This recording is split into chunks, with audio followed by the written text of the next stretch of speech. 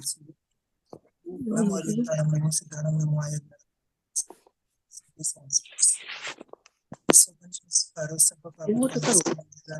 એનો જ વોલ્યુમ જીવો સુરાસુર નરદી સમયુર નભ બારિદમ કર્મ દ્રન્મૂલને હસ્તિ પલ્લમપી નભિષ્ટુમઃ. પ્રણામ. આપ સર્વે ખૂબ જ સુખ્યાતામાં હશો. અનંત ઉપકારી અનંત કલ્યાણને કરનારા તારક પ્રથમ કરો. આપણા સર્વ માટે અદભુત એવા શાસ્ત્રની સ્થાપના કરીને ગયા છે. શ્રી ભક્તામર સ્તોત્ર, જેના વિશે આપણે સ્વાધ્યાયમાં આગળ વધી રહ્યા છીએ.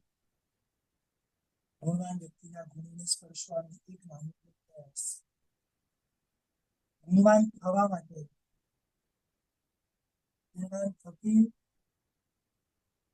ગુણવાનની જે ભક્તિ થઈ છે એને સમજવાનો એક પ્રયાસ. 16 નંબરની ગાથા સુધી ગઈકાલે આપણે વાત કરી. આજે સ્વાધ્યાયમાં આગળ વધ્યું છે.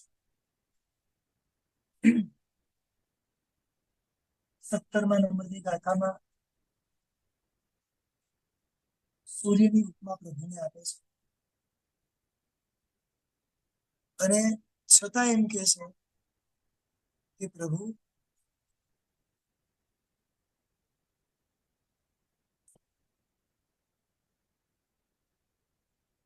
હલો, હવે આવે છે અવાજ બરોબર?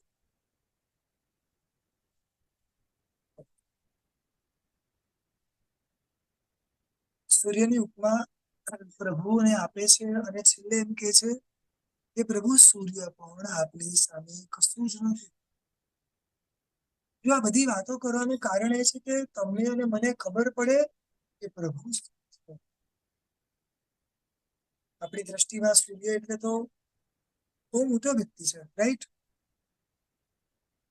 પણ ગ્રંથકાર શ્રી આપણને એ સમજાવે છે કે પ્રભુ તો સૂર્ય કરતા પણ વિશેષ છે. સૂર્યની ઘણી બધી ખાસિયત છે. રોજ સવાર પડે અને આવી જાય છે, અનેકને પ્રકાશ કરે છે, અનેકને મદદ કરે છે. સૂર્યની હાજરીમાં અનેક કાર્ય થાય છે, રાઈટ?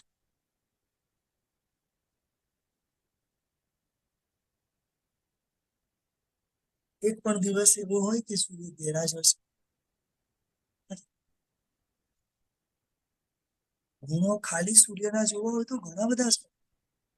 આજે કેટલા બધા ઝાડ પાન વગેરે ગ્રો થાય છે, એની પાછળ ઘણું ખરું કારણ ગણીએ તો સૂર્ય છે, રાઈટ?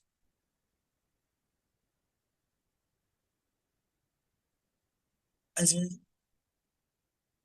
આપણા જીવનમાં પણ ઘણા ખરા કાર્ય થાય છે, એની પાછળનું પણ કારણ ગણીએ તો પણ સૂર્ય છે.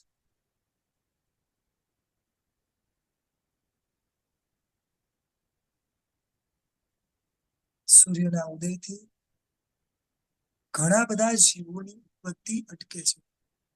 એટલે તો સૂર્યોદયના 48 મિનિટ પછી આપણે વાપરીએ છીએ ને. એટલે દરેક દ્રષ્ટિકોણથી જોઈએ સૂર્ય ઉપકારી છે, સૂર્ય ગુણવાન છે.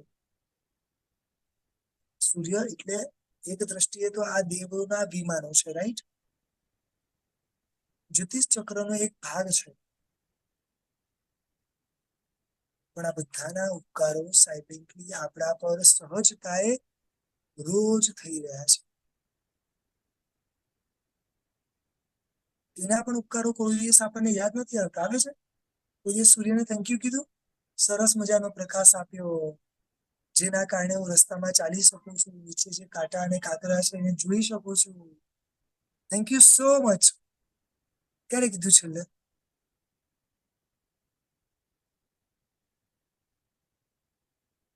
તારા થકી જે પ્રકાશ મળે છે, તારા થકી જે ગરમી મળે છે, એ ગરમીથી તો ઘણા બધા વનસ્પતિ ગ્રો થાય છે,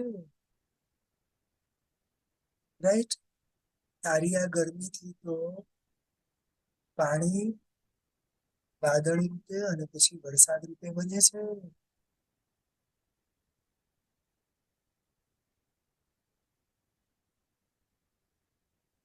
તું છે તો અજવાળું છે, તું ન હોય તો આંખ હોવા છતાં અંધારું છે. રાઈટ?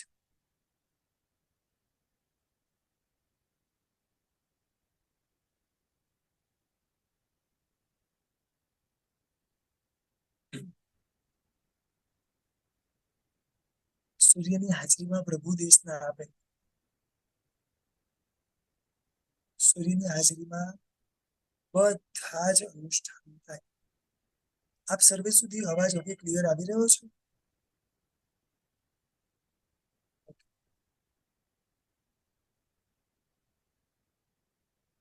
બેઝિકલી સૂર્ય આ જગત પર અનેક રીતે ઉપકારી છે. જો સૂર્ય આટલો ઉપકારી હોય તો પ્રભુ કેટલા ઉપકારી હશે? આપણે કોઈએ પ્રભુને કીધું છે કે પ્રભુ તમે આવો ને શાસનની સ્થાપના કરો? પ્રભુ એના કરુણાથી સ્વયં આપણા માટે શાસનની સ્થાપના કરે છે. સૂર્ય અસ્ત થાય પણ પ્રભુનું શાસન ચાલ્યા જ કરે છે. કદાચ ભરત ક્ષેત્રમાં અને ઐરાવત ક્ષેત્રમાં સમય થોડો ગેપ પડે છે, પરંતુ મહાવીર ક્ષેત્રમાં તો કાયમ માટે કેવળ જ્ઞાન રૂપી સૂર્ય શુદ્ધ જ્ઞાન થકી પ્રકાશિત થઈ જ રહ્યો છે.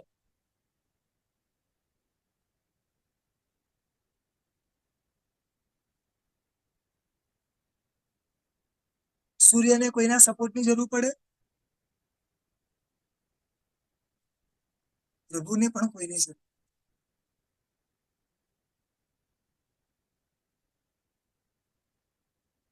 સૂર્ય આવે ને કમળો ખીલે, સૂર્ય આવે ને વસ્તુઓ ખીલે. પ્રભુની હાજરીથી અનેકના જીવનની અંદર મિથ્યાત્વના પડલો વિખેરાય અને સત્યની પ્રાપ્તિ થાય છે.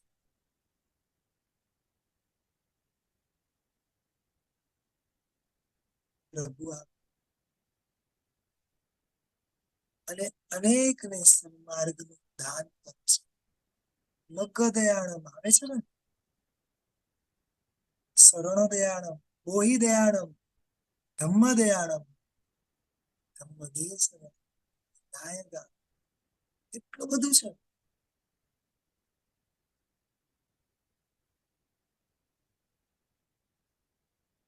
એવું બની શકે કે સૂર્યની ગરમી બધાને ન ગમે,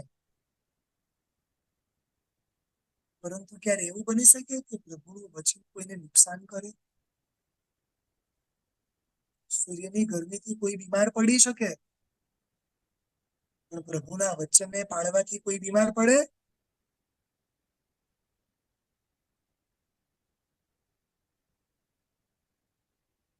સમજો.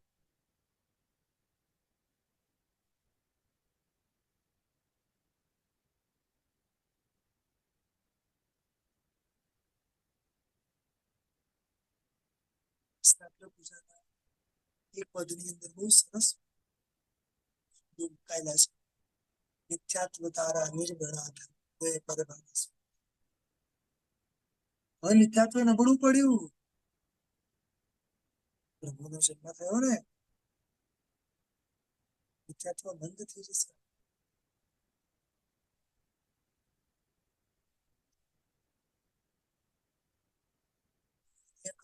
તીવ્રતા ઘટી જાય છે. દૂરી થતી મેરભા અજ્ઞાનરૂપી અંધકારને દૂર કરવામાં પ્રભુ આપ સૂર્ય કરતા પણ વધારે આગળ છો. સૂર્ય બાહ્ય જગતનો પ્રકાશ કરે છે, આપ અંતરંગ ગુણોનો પ્રકાશ કરો છો. આપ સર્વે સુધી હજી અવાજ આવી રહ્યો છે કે નથી આવી રહ્યો?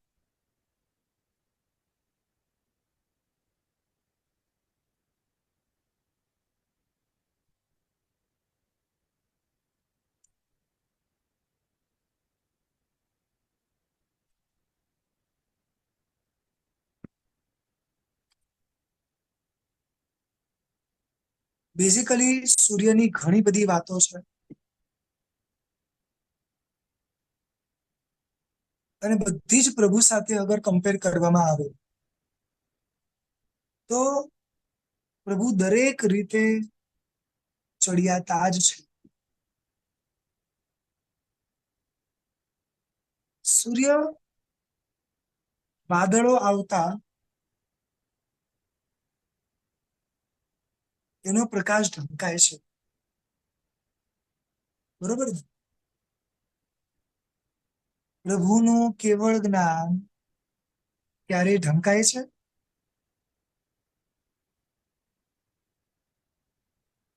ખ્યાલ આવે છે?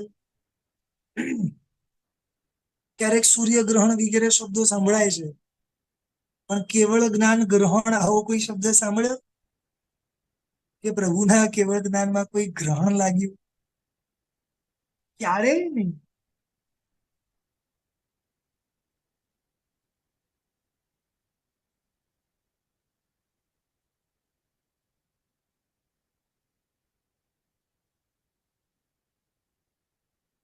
સૂર્ય ક્યારેક દિવસ મોટો થાય ને ક્યારેક નાનો થાય, બરોબર ને? પ્રભુ જયારે હાજર હોય ને ત્યારે ફિક્સ જ છે. 6 કલાક પ્રભુ દેશના આપે એટલે આપે. સમજાય છે? નાનું મોટું જેવું છે જ નહીં. સૂર્ય અમુક જગ્યાએ પ્રકાશ રહે છે ને અમુક જગ્યાએ ઓછો પ્રકાશ આપે છે. આવું બી છે, વ્યવસ્થા છે વિશ્વની. પ્રભુનું એવું છે,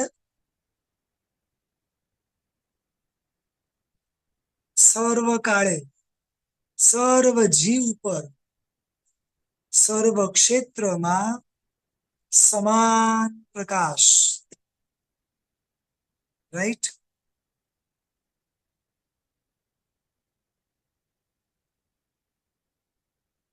તમે કલ્પના તો કરો, અમારા પ્રભુ કેવા છે.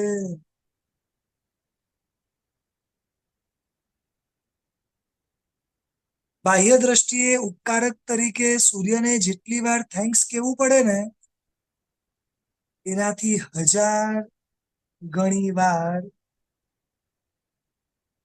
પ્રભુને થેન્ક યુ કહેવું પડે. રાઈટ?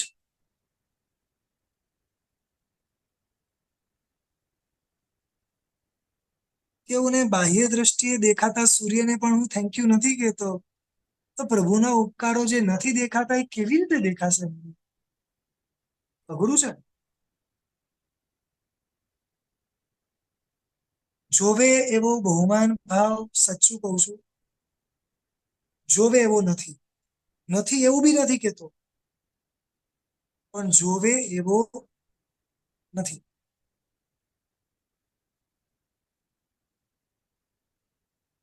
આચાર્ય ભગવાન શ્રી કહી રહ્યા છે, નાસ્તમ કદાચિદુપયાસી ન રાહુ ગમ્ય સ્પષ્ટી કરોસી સહસા યુગપદ જગંતી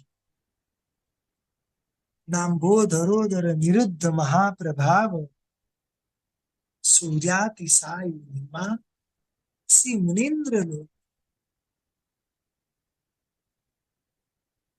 બહુ સરસ વાત કરે છે કે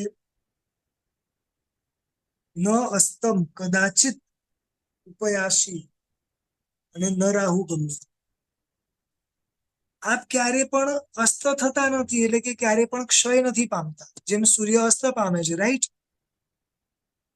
આપનો કેવળ જ્ઞાન રૂપી સૂર્ય ક્યારે અસ્ત નથી પામતો. ન રાહુ ગમ્ય, રાહુ વડે પણ ગ્રસિત જેમ સૂર્ય થાય છે, તમે કોઈનાથી ગ્રસિત નથી થતા. સ્પષ્ટી કરોસી સહસા યુગપદ જગંતી. એક જ સાથે ત્રણેય કાળમાં ત્રણેય જગતને સમાન પ્રકાશ આપનારા છો. સ્પષ્ટપણે 3 જગતને પ્રકાશ કરો છો. પ્રભુના કેવળ જ્ઞાનના એક સમયમાં અનંતો ભૂતકાળ અને અનંતો ભવિષ્યકાળ એક જ સમયમાં જોઈ શકાય. અનંતા જીવોને એક સાથે જોવાની ક્ષમતા છે એક જ સમયમાં. નાંભોદરોદર નિરુદ્ધ માં પ્રભાવઃ. પ્રભુ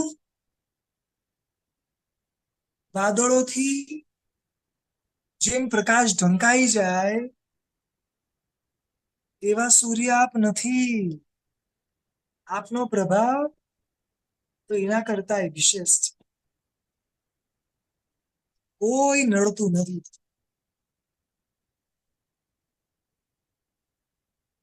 સૂર્યાતિશાય મહિમા. એવા સૂર્યથી પણ અધિક મહિમા વાળા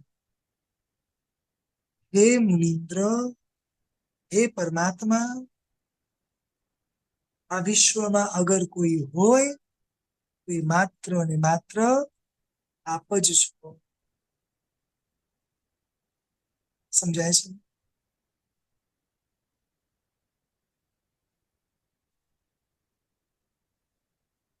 આંખમાં કચરો પડ્યો, આંખમાં બીમારી આવી, અજવાળું હોવા છતાં દેખાતું કશું જ નથી, ત્યારે સતત એવી ઈચ્છા થાય કે પ્રભુ મને દ્રષ્ટિ આપો. બરોબર ને?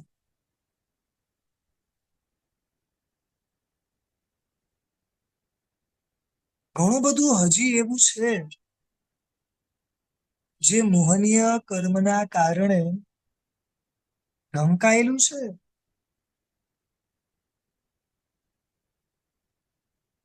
ત્યારે પ્રભુને વિનંતી કરી છે કે પ્રભુ આપ જો સૂર્ય કરતા પણ વધારે પ્રકાશમાન છો, આપનું કેવળ જ્ઞાન એના કરતા પણ વધારે જો તેજ વાળું છે, કોઈ રોકી ન શકે અને ત્રણેય કાળમાં છે, ત્રણેય જગત ઉપર છે, તો પ્રભુ મારા જેવાના આ મોહના પડલો દૂર કરો, મને એવી દ્રષ્ટિ આપો જે દ્રષ્ટિએ તમે જગતને જોયું એ દ્રષ્ટિએ હું જગતને જોઈ શકું એવી દ્રષ્ટિ આપો.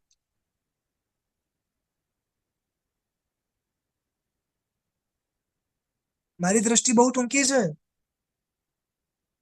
જે રીતના સ્વાર્થ પૂરા થતા હોય છે એ રીતના જ વ્યક્તિ અને વસ્તુ સાથેના વ્યવહાર થતા હોય છે. આ મારી દ્રષ્ટિ છે. આપની દ્રષ્ટિ પ્રમાણે જીવવું છે. તમે જીવાડશો? ત્યારે પૂછ્યો છે પ્રશ્ન?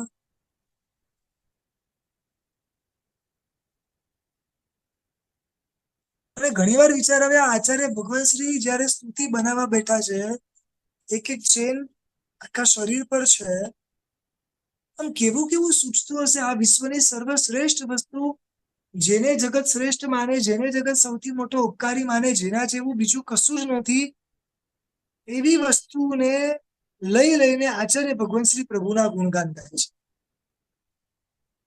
જે જગત માટે શ્રેષ્ઠ છે, આ આચાર્ય ભગવાન શ્રી એ વસ્તુને પણ એવી રીતે ઓળખાવે છે કે ભાઈ એના કરતા પણ મારા પ્રભુ સર્વશ્રેષ્ઠ છે. એ આચાર્ય ભગવાન શ્રી બંધાયેલા છે તો એ આવા ગુણ ગાઈ શકે.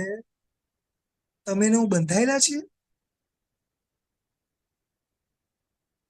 કોઈ ગુણ નથી નીકળતા. બોલો, મારી વાત કરું છું.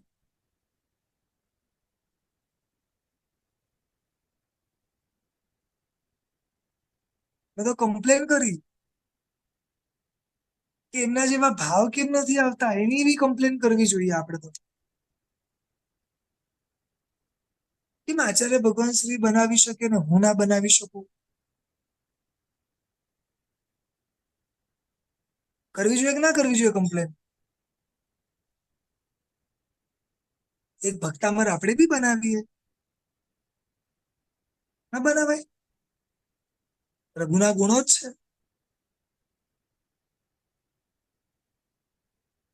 કરજો પ્રયત્ન અને બનાવજો સરસ સરસ મજાની સ્તુતિઓ, સરસ મજાની ભક્તિ ગીતો, જે આપણને પ્રભુ સાથે કનેક્ટ કરે, આપણને પ્રભુની ઓળખ બતાડે, આપણા હૃદયમાં પ્રભુ પ્રત્યેનો અહોભાવ ઉભો. સ્પષ્ટ લખ્યું છે, સૂર્યાતિ સાઈ મહિમાસી મુનિન્દ્ર. સૂર્ય કરતા પણ અધિક મહિમા વાળા હે મુનિન્દ્ર, આપ જ આ વિશ્વમાં છો, આપ સિવાય કોઈ.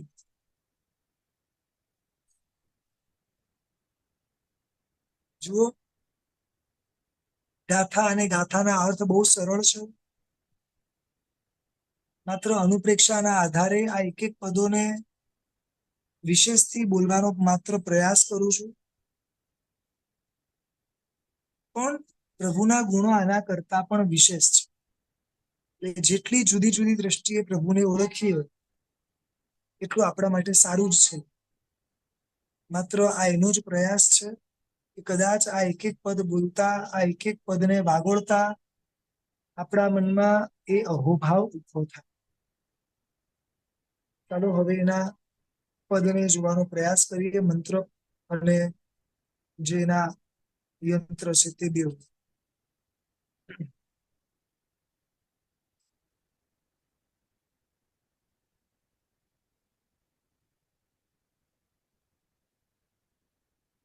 જુઓ, ઉપરનું જે છે એ આખું એનું યંત્ર છે. ગાથા નંબર 17.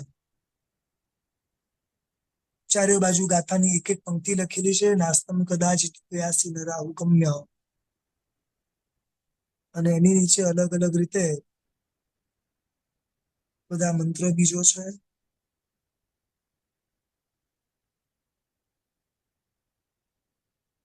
દરેક યંત્રની એક વિશેષતાઓ હોય છે, એની આકૃતિ, એના ચોકઠાઓ, એની બધી જ વસ્તુઓ વિશેષ કારણોસર મુકાતી હોય છે, વિશેષ કારણોસર બનતી હોય છે.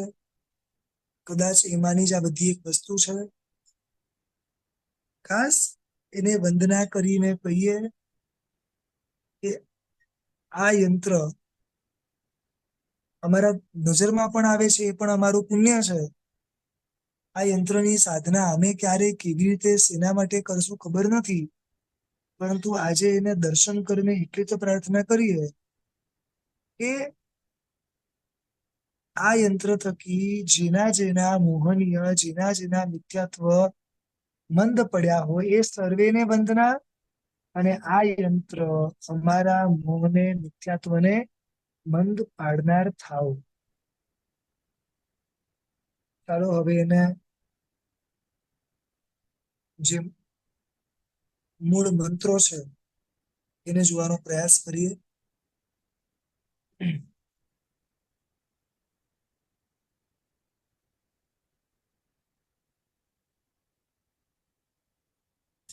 ઓમ રીમ અર્હમ અણમો અઠ્ઠંગ મહાનિમિત્ત કુશલાણામ. દરેક વ્યક્તિ પોતાના ફોનમાં જાતે આ પિક્ચરને ઝૂમ કરીને વાંચી શકશે. મંત્ર છે ઓમ અણમો ણમિયુણ અટ્ટે મટ્ટે ક્ષુદ્ર વિઘટ્ટે ક્ષુદ્ર પીડામ જઠર પીડામ ભંજય ભંજય સર્વ પીડા ભંજય ભંજય સર્વ રોગ નિવારણમ કુરુ કુરુ સ્વાહા.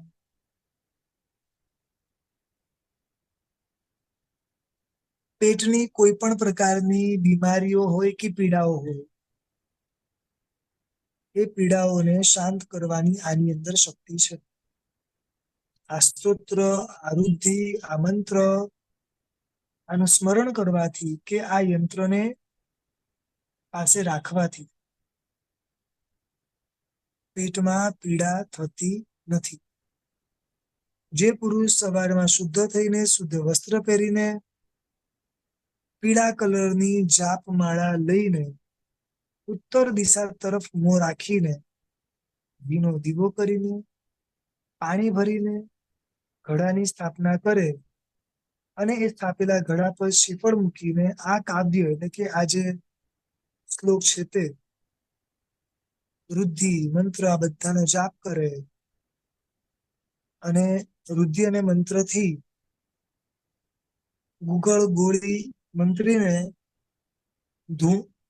ધૂપમાં હોમ કરે એટલે 108 વાર એ ગોળીને નિરંતર હોમ કરે તથા મીઠાના કડકા પૂર્વના કાળમાં આવતા 7 ઘડામાં નાખે તો શું થાય તો કે પુરુષના જઠર રોગ જલોદર વગેરે અનેક પ્રકારના રોગો શાંત થાય છે. આ ભક્તામરની 17મા નંબરની ગાથા. અહીંયા જે પણ અર્થ આપ્યા છે, જે પણ ફળ બતાવ્યા છે, બધું એકદમ સામાન્ય છે. આનાથી પણ અનેક ગણા વિશેષ ફળ શાસ્ત્રમાં બતાવેલા છે, લોકોએ અનુભવેલા છે. ચાલો હવે સૂર્યની ઉપમા આપી દીધી, સૂર્યની ઉપમાઓ સમજી લીધી. એના કરતા પણ વિશેષ પ્રભુ છે એ પણ સમજાઈ ગયું. હવે ચંદ્રની ઉપમા છે. ઉપમા આપવાના પ્રયાસ તો કરે છે પણ બધામાં ફેલ જ જાય છે, કારણ કે ઉપમાથી પણ પ્રભુ તો કઈ આગળ જ નીકળી જાય છે. ચંદ્રમાની વાત કરે છે. ચંદ્ર કોને ના ગમે? બધાને ગમે, બરોબર ને? કેમ?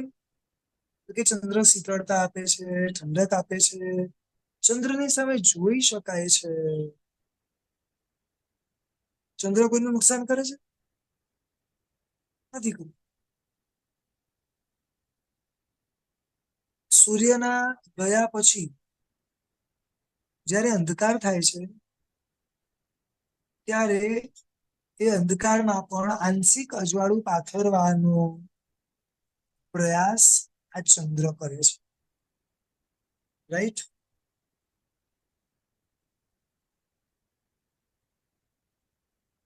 બહુ સરસ વાત કરે છે અહીંયા કે આ ચંદ્ર ઘણા બધા ઉપર ઉપકારી છે. ઘણા બધા લોકો એની સાધના કરતા હોય છે, ઘણા બધા લોકો એની અંદર જ ઉભા રહીને અમુક ક્રિયાઓ કરતા હોય છે, એટલે ઉપકારી છે. સૂર્યના ઉપકારો ઘણા બધા દેખાય છે, ચંદ્રના ઉપકારો ઘણા બધા દેખાતા નથી. પણ એમ કહી શકાય કે આ ચંદ્રની હાજરીમાં અનેક સાધકો સાધના કરે છે. સાધના માટેનો જે સમય છે એ સૂર્યની હાજરી કરતા ચંદ્રની હાજરીમાં વધારે લાભદાયક છે. ચંદ્રની હાજરીમાં પાપો ઘટે છે. કઈ દ્રષ્ટિએ? કે સૂર્યની હાજરીમાં જે રીતે અસ્ત્ર શસ્ત્ર વગેરે મોટા પાપો થાય છે, મોટા મોટા યુદ્ધથી લઈને અનેક પ્રકારના જે પાપો થાય છે, એવા પ્રકારના પાપો ચંદ્રની હાજરીમાં થતા નથી. બાકી પાપો તો થોડા ઘણા ચંદ્રની હાજરીમાં પણ થાય છે, પણ એક સાધનાની એક સમય છે, સાધનાની વસ્તુ છે. બહુ સરસ ઘણા લોકો સાધના કરતા હોય છે. એટલે આપણો પ્રયાસ આ ચંદ્રને સમજીને પ્રભુ સુધી પહોંચવાનો છે કે ચંદ્ર આવો છે, ચંદ્ર આટલો ઉપકારી છે, તો પ્રભુ કેટલા ઉપકારી હશે? તો બી અહીંયા શું કહેવા માંગે છે ખબર છે? કે આ જે ચંદ્ર છે ને એ તો તમને દિવસે દિવસે ઘટતો દેખાય છે. ઘટતો નથી, એક પ્રકારની વ્યવસ્થા છે એટલે એ દેખાય છે, પણ એ કે તમને એમાં પ્લસ માઇનસ દેખાય છે. બીજનો ચંદ્ર ને પૂનમનો ચંદ્ર, કેટલો મોટો ફરક છે બે વચ્ચે? ફરક છે ને? રાઈટ?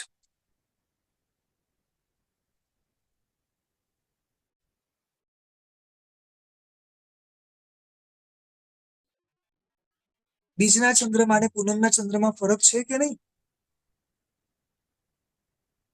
પ્રભુનું તેજ ક્યારે ઘટે નહીં. ચંદ્ર તો ઘટે, પ્રભુ ક્યારે ન ઘટે. રાઈટ?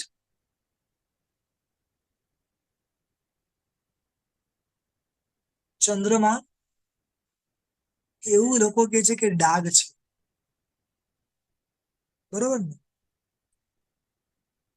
પ્રભુમાં કોઈ ડાઘ ખરી?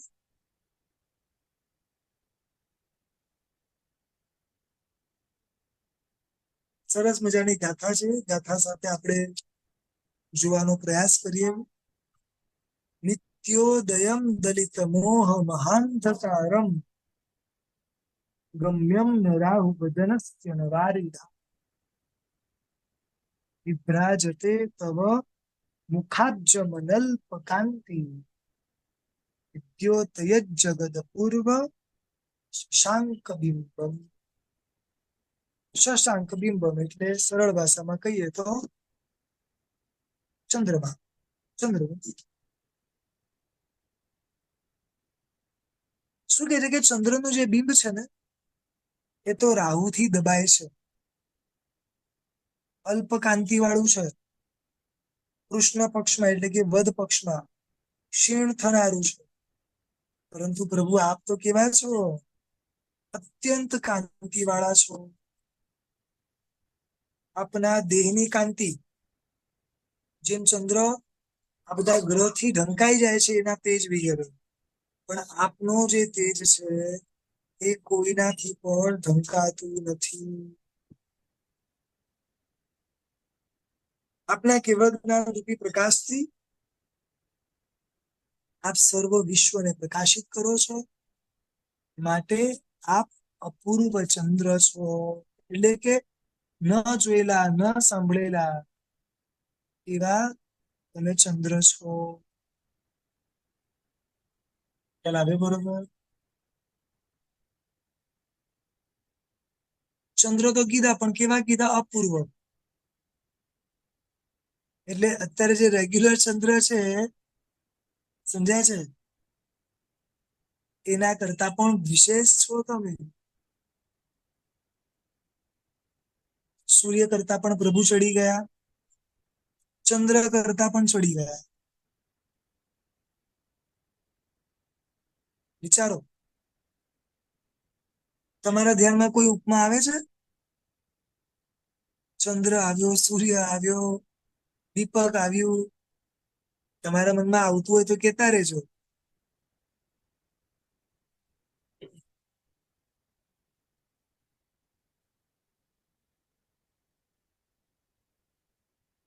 હવે આજ ગાથાના મંત્ર, યંત્ર એને જોવાનો પ્રયાસ કરીએ.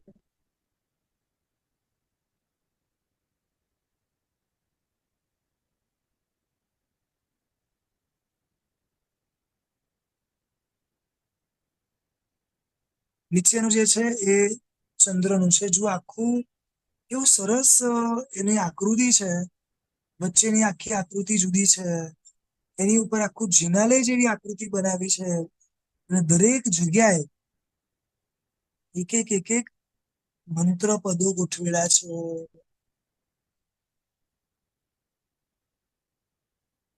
સરસ મજાની આ ગાથા અને સરસ મજાનું આખું એનું આ યંત્ર આજના કાળમાં પણ જ્યારે જ્યારે બધા લોકો શ્રી ભક્તામર પૂજન ભણાવે છે ને, ત્યારે ત્યારે આ બધા જ યંત્ર મુકાય છે. બધા યંત્રોની વિધિવત અષ્ટ પ્રકારી પૂજા થાય છે. સમજાય છે?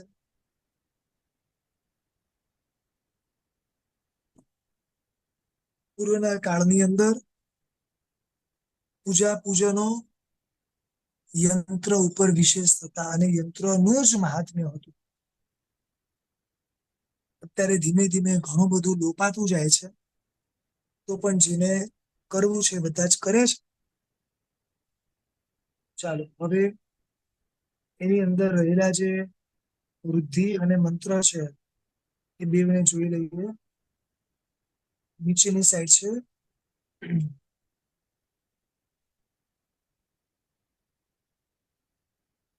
ગાથા નંબર 18 વૃદ્ધિ. ઓમ રીમ અર્હમ નમો વિ ઉવ વિ ઉવ્વણ ઈ દીપત્તાણમ વિ ઉવ્વણ ઈ દીપત્તાણમ. મંત્ર છે ઓમ નમો ભગવતે જયે વિજયે મોહય મોહય સ્તંભય સ્તંભય સ્વાહા. આનાથી શું થાય છે તો કે આની અસર આપણા મન પર થાય છે. જો ઘણા બધા લોકો ચંદ્ર પ્રભા સ્વામીનો જાપ કરતા હોય છે, ચંદ્રની સાધના કરતા હોય છે મનની સ્થિરતા માટે, રાઈટ? જો આનો એ જ ફાયદો છે. આ સ્તોત્ર વૃદ્ધિ મંત્રનું જો તમે સ્મરણ કરો છો અને આ જે યંત્ર છે તમારી પાસે રાખો છો તો બુદ્ધિનો વિભ્રમ ના થાય. એટલે કે શું, બુદ્ધિ ખરાબ જગ્યાએ ન જાય, બુદ્ધિ ભ્રષ્ટ ન થાય. જે પુરુષ વિધિપૂર્વક પવિત્ર થઈને નિરંતર એકાગ્ર ચિત્તથી સ્મરણ કરે છે તેના મનમાં સંકલ્પ વિકલ્પ વિચારોની પરંપરા ક્યારે પણ ઉપજતી નથી. મનમાં ક્યારેય ચિંતા નથી થતા, શોક નથી થતા અથવા દુર્ધ્યાન થતા નથી. મોહ અને મિથ્યાત્વનો નાશ થાય છે. ધર્મમાં મન સ્થિર થાય છે. વળી ઘરમાં માંગલિક હર્ષોત્સવ થાય છે. વળી માર્ગમાં આંધી દુષ્ટ વાયુ અને ઘોર અંધકારનો ભય થતો નથી. સરળ ભાષામાં કહું તો મનને લગતા જેટલા પણ રોગો છે, અલ્ઝાઇમર થી લઈને યાદ શક્તિનું ભૂલી જવું, મનની અસ્થિરતા, આ બધા જ મોટા મોટા મનને લગતા ડિપ્રેશન, બધા રોગોને શાંત કરવાની, નાશ કરવાની ક્ષમતા આ યંત્ર, મંત્ર અને શ્લોકમાં છે. જો ત્યાં લખ્યું છે છેલ્લે ફરીથી કે આનું સ્મરણ કરવાથી, આ યંત્રને પાસે રાખવાથી મનો વિભ્રમ થતો નથી. એટલે મન ક્યારે ભ્રષ્ટ થતું નથી અને ધર્મમાં મન સ્થિર થાય છે. ઘણી વાર આપણા મનમાં પ્રશ્ન થાય ને કે ધર્મ કરીએ છે પણ મન સ્થિર નથી થતું, તો આ શ્લોકની આ તાકાત છે. સમજાય છે બરોબર?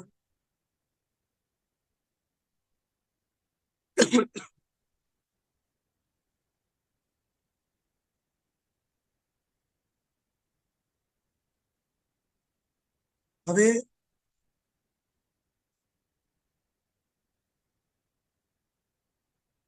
19મા નંબરની ગાથા તરફ આપણે પ્રયાસ કરીએ છીએ. 19મા નંબરની ગાથામાં શું વાત કરે છે કે પ્રભુ આપના દર્શનથી જ પાપ અને અજ્ઞાન નાશ પામે છે.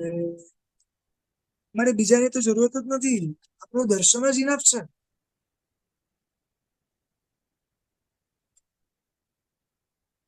કિમ સર્વરીષુ સસિનાન્હિ વિભસ્વતાવા. પ્રશ્ન પૂછે છે. યુષ્મન મુખેન્દુ દલિતેષુ તમસ્સુનાથ નિષ્પન્ન શાલી વનશાલીન જીવ લોકે કાર્યમ યજ્જલભરૈર જલભાર નમ્રૈ. બહુ સરસ વાત કરે છે કે હે પ્રભુ, હે પરમાત્મા, આપનું જે મુખ રૂપી ચંદ્ર છે, મુખ રૂપી ચંદ્ર એ બાહ્ય અને અભ્યંતર બે પ્રકારના અંધકારને નાશ કરી શકે એમ છે. તો પછી સૂર્ય અને ચંદ્ર બેમાંથી એકેની ખરેખર જરૂર ખરી? જરૂરત જ નથી. એ નાથ, અહીંયા જે શબ્દ મૂક્યો છે ને, તમસ્સુ, બીજી લાઈનમાં યુષ્મન મુખેન્દુ દલિતે તમસ્સુ નાથ. તમસ્સુ એટલે પાપ. હે નાથ, પાપ રૂપ અંધકાર પણ તમારા મુખ રૂપી ચંદ્ર વડે નાશ પામે છે. તો પછી આ ચંદ્ર હોય કે ના હોય, શું ફરક પડે છે? અમારું લક્ષ્ય કર્મ નિજરા કરવાનું હતું. તમારું મુખ જોઈ લીધું, અમારા પાપો નાશ પામી ગયા. સિરિયસલી? પ્રભુનું મુખ જોવાથી પાપોનો નાશ થાય માનો છો? ફરી રિપીટ કરું છું, પ્રભુના દર્શન પાપોનો નાશ કરે એ માનીએ છીએ.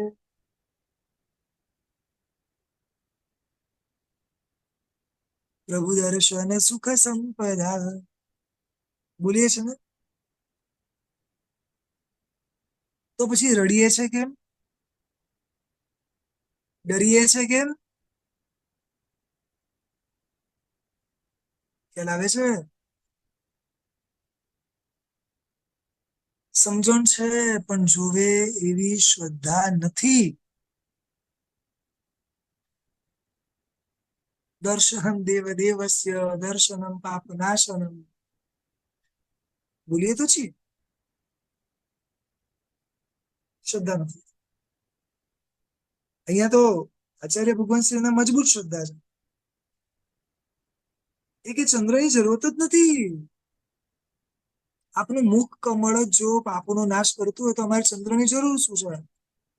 અને હવે સૂર્યની વાત કરે છે, અથવા તો દિવસને વિશે સૂર્યનું શું કામ છે? કે જેમ આખો જીવલોક, જીવલોક એટલે કે ખેતરની વાત કરે છે કે સમસ્ત વિશ્વમાં પાકેલી ડાંગરથી લચી પડેલું જે વન હોય એ જેમ શોભે છે વાદળો વડે,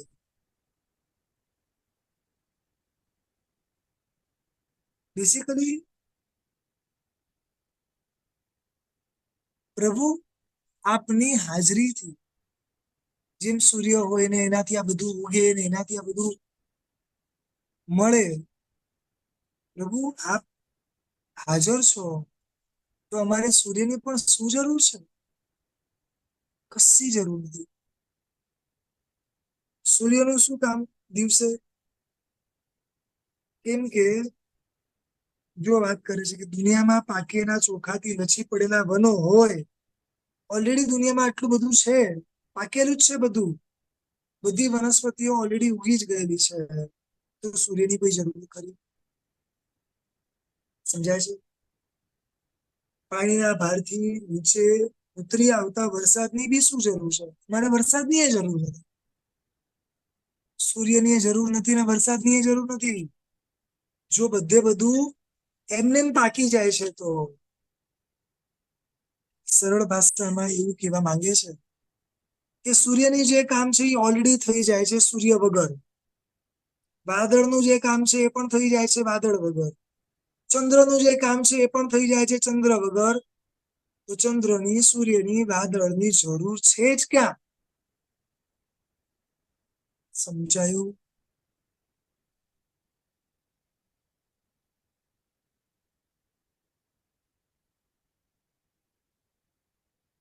એક વ્યક્તિને કર્મના ઉદય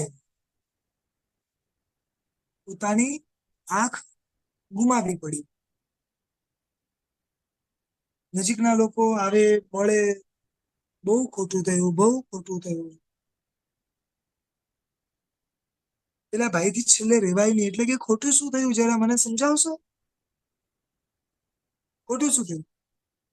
તો કે તમારી આંખ જતી રહી એમ. ખોટું જ થયું ને. તો કે જે દિવસે મારી બુદ્ધિ ભ્રષ્ટ થાય અને જે દિવસે હું આ શાસન થી દૂર થાઉં ને,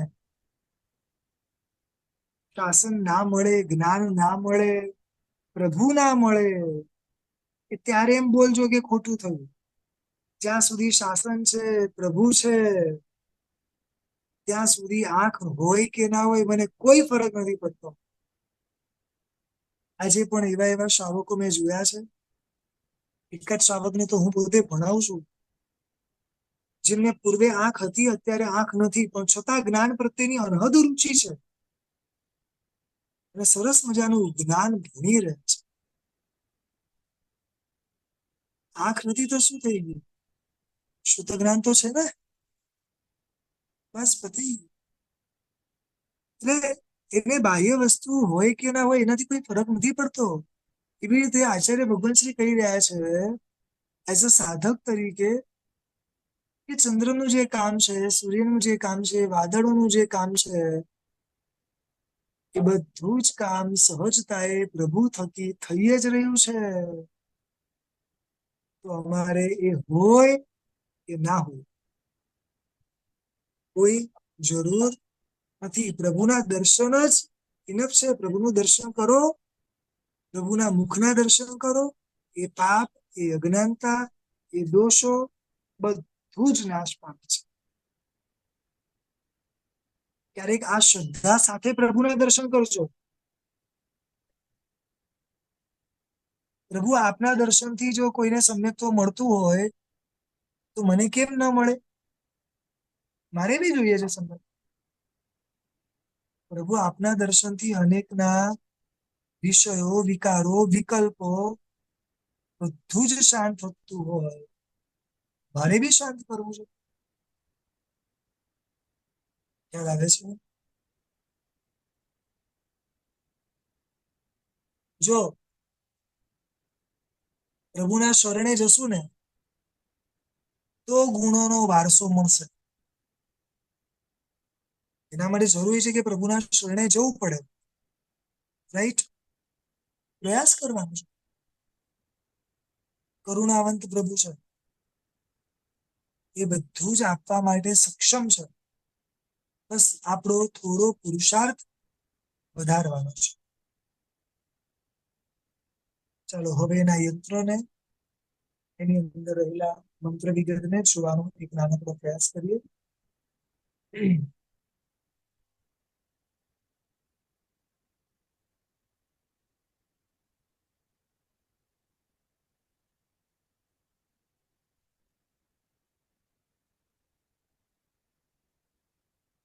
જો ધનુષ જેવું જે દેખાય છે ને ઉપર, એ આખું આ યંત્ર છે. ઉપર વચ્ચે બધા રામ રામ વગેરે અલગ અલગ ચારે બાજુ જુદા જુદા મંત્ર બીજો મૂકેલા છે અને સરસ મજાની આ આકૃતિઓ છે સાધના માટે. કદાચ મે બી આ જ વિશેષ જરૂરી હશે. ચાલો હવે એના મંત્રને જોઈ લઈએ.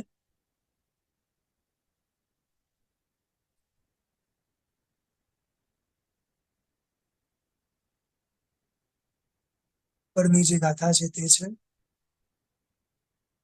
વૃદ્ધિ. ઓમ રીમ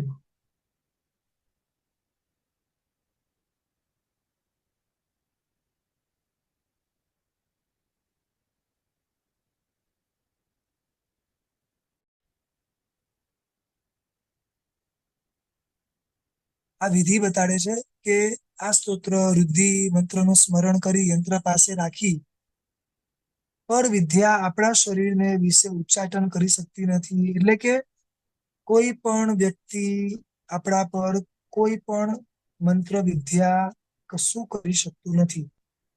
અને આ મંત્રના પ્રભાવથી જ્યાં જાય ત્યાં આજીવિકા સુખપૂર્વક મળી શકે. કોઈ પણ જગ્યાએ એ ભૂખે ન મળે. ભાગ્યહીન વ્યક્તિ પણ જો આની પૂજા કરે તો ચોક્કસ સર્વ કાળે એને અન્નપાન મળી શકે. બેઝિકલી પરની કોઈ પણ વસ્તુ આપણને અસર કરી શકે નહીં. આ આની શક્તિ છે. ચાલો 19 ગાથા પૂર્ણ થઈ. બાકીની જે ગાથાઓ છે આગળ સવિશેષ આવતીકાલથી જોશું. પ્રભુની આજ્ઞા વિરુદ્ધ કંઈ પણ બોલાયું હોય તો ત્રિવેદી દિશાને નીકળો. તારી કૃપાથી પળે પળે હું પરમ શાંતિ અનુભવું. તારી કૃપાથી પળે પળે હું બરસ મહાદી અનુભવ. તારી કૃપાથી પળે પળે હું ધન્યતાને અનુભવ. તારી કૃપા ભવ ભવ મારો. તારી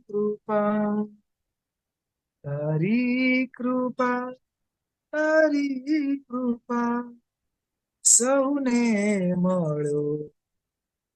તારી કૃપા.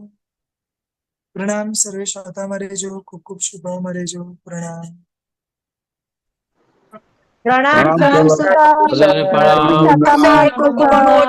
અનુમોદના સર્વે સમજ્યો